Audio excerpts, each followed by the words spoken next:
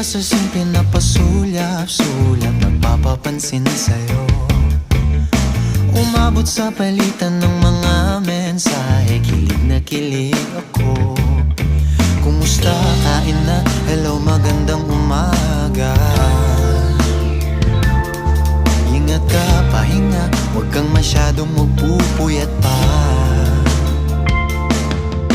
Naramdaman ng puso na dahan-dahan akong nahuhulog sa'yo.